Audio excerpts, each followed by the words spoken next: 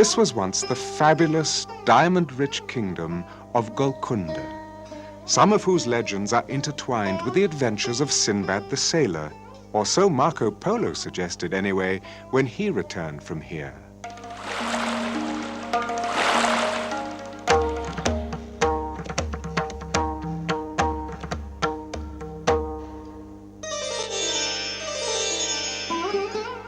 Golconda fell to the Mughals, who made it a viceroyalty of their own empire.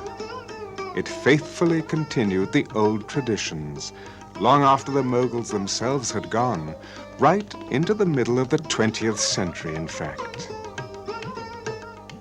Hyderabad was known for the extreme refinement of its ways.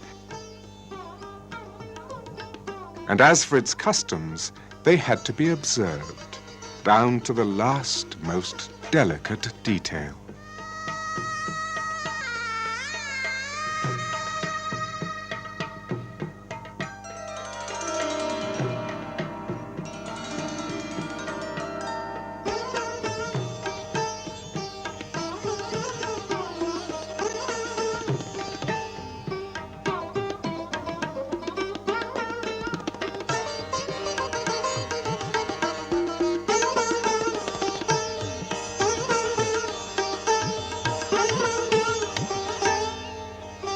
Every time you think you've figured out the real India, it decides to show you yet another of its many faces.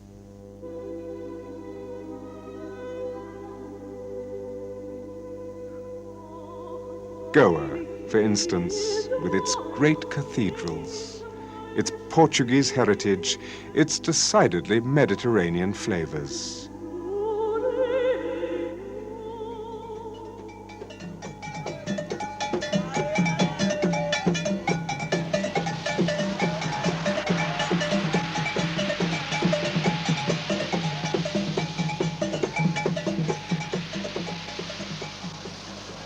Elsewhere, the memories of other European powers, like the French in Pondicherry. And if Napoleon hadn't been stopped in Egypt by Lord Nelson, they say, the history of India would have turned out rather differently.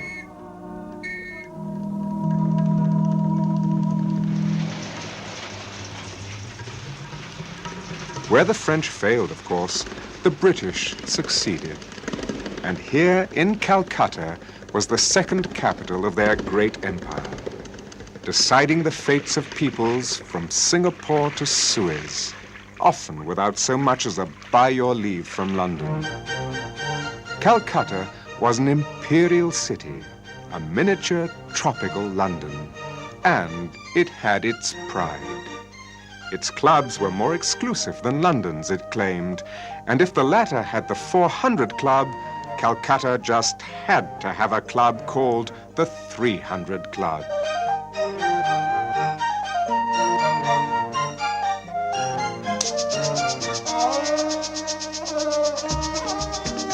And then there were the rituals, like the almost mandatory escape each summer to Darjeeling in the misty foothills of the Himalayas.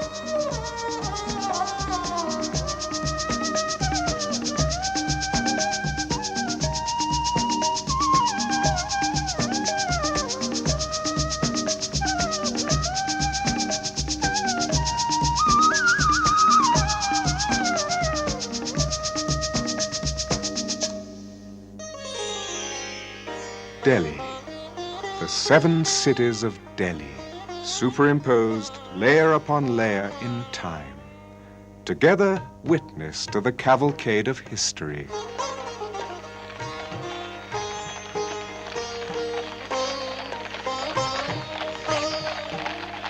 For as the age-old saying went, he who rules Delhi rules all of Hindustan.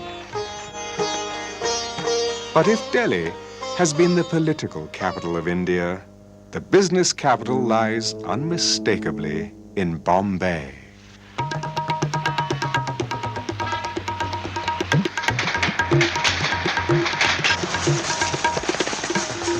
A city of dreams and hopes, fulfilled or unfulfilled as the case may be.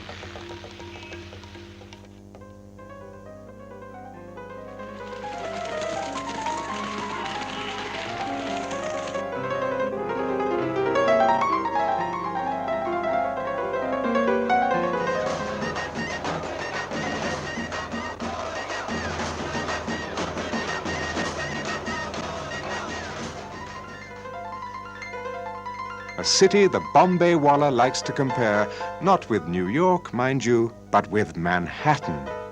The big mango, if you like.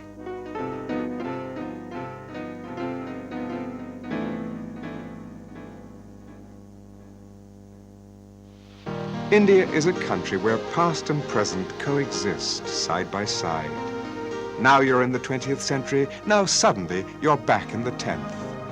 Right in the heart of Bombay's harbor, for instance, the great brooding cave temple of Shiva that takes you back to the 6th century.